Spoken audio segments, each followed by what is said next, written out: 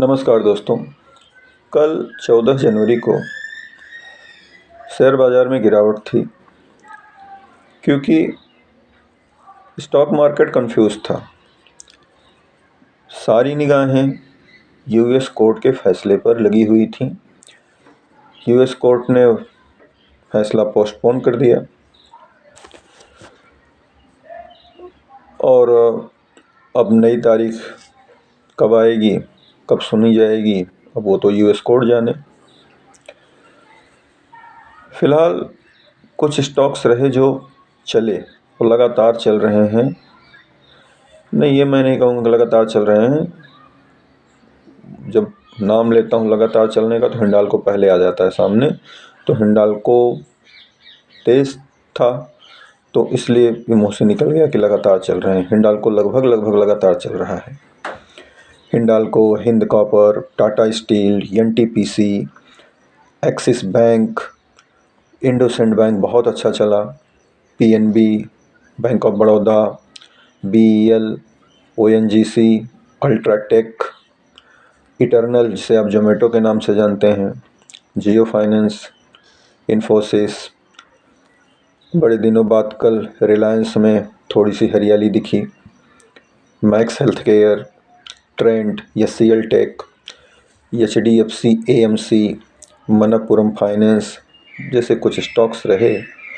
कुछ क्या, ढेर सारे स्टॉक्स रहे जो चले, लेकिन जो गिरे वो हैवी वेट थे। जिसमें TCS, Asian paints, Maruti, Tata consumer, Hindustan Unilever, Kotak bank, ICICI bank कल गिर गया। एक्सिस बैंक चला, अच्छा चला, और आईसीआईसीआई बैंक कल गिर गया। टेक महिंद्रा, सन फार्मा, एचडीएफसी बैंक ये भी गिरा और ये लगातार ही कमज़ोर है। किसी दिन हरियाली दिखा देता है, फिर वो लाल निशान में आ जाता है। Wipro, Cipla, Nestle India, Lupin, SBI Life, HDFC Life, Eicher Motors, L and T, Larsen and Toubro, ये किसी को समझ ही नहीं आ रहा है कि भाई सब क्यों गिर रहे हैं, और ये लगातार गिर रहे हैं। Titan, IndiGo, Apollo Hospital, Mahindra and Mahindra, Bharti Airtel, TMPV जैसे कुछ स्टॉक्स रहे जो ये हैवी वेट रहे, गिरने वाले हैवी वेट स्टॉक्स थे। कुछ ने 52 खाई भी बनाया, जिसमें Axis Bank, State Bank of India, Coal India, Tata Steel, ये इन्होंने अपना 52 खाई बनाया। 52 वीक हाई, भाई थोड़ा हिंदी अंग्रेजी मिला देता हूँ। 52 वीक लो, 52 हफ्ते का लो बनाने वाले में कोटक बैंक और आईटीसी रहे। आईटीसी तो दो-धारी तलवार हो गया है, जिस तरफ गिरोगे उसी तरफ कटोगे। तो फिलहाल के लिए आईटीसी अवॉइड ही करना चाहिए, ऐसा एक्सपर्ट बोल रहे हैं। अब मैं तो एक्सपर्ट हूँ नहीं। डिस्क्लेमर दे दूँ भाई, मैं सेबी रजिस्टर्ड एडवाइज़र नहीं हूँ। मैं यहाँ जो भी बताता हूँ वो मेरी अपनी निजी राय है।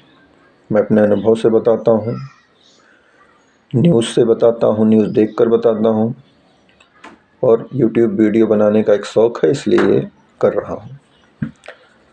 मैं ये नहीं कहता कि मेरे बताए अनुसार आप खरीदें या बेचें, क्योंकि आपको होने वाले किसी फ़ायदे और नुकसान के लिए मैं और मेरा चैनल जिम्मेदार नहीं होगा। पैसा आपका है, कमाएंगे तो आप, डुबाएंगे तो आप, लाभ होगा तो आपको, हानि होगी तो आप। मैं तो अपनी राय, अपना व्यूज़ देता रहूँगा, और मुझे बदले में किसी से 1 रुपया नहीं चाहिए। खैर, अब मामला जब आ गया यूएस कोर्ट का, तो यूएस कोर्ट, वहाँ के लोअर कोर्ट ने ट्रंप के अगेंस्ट फैसला दिया था कि आप सीधे टैरिफ किसी पर नहीं लगा सकते। ट्रंप ने उसे यूएस सुप्रीम कोर्ट में चैलेंज किया। जानकारों का मानना है कि वहाँ जीत ट्रंप की होगी। क्यों? क्योंकि वहाँ की जो जुडिशरी है, उसमें जो बेंच है, उसमें ज़्यादातर पॉलिटिकल लोग होते हैं। तो जिस पार्टी की सत्ता होती है उसके लोग ज़्यादा होते हैं, फैसले में वोटिंग होती है और जिसका वोट ज़्यादा वो विजयी। तो वहाँ क्या होगा वो जाने, लेकिन फ़िलहाल के लिए माहौल तो गड़बड़ है।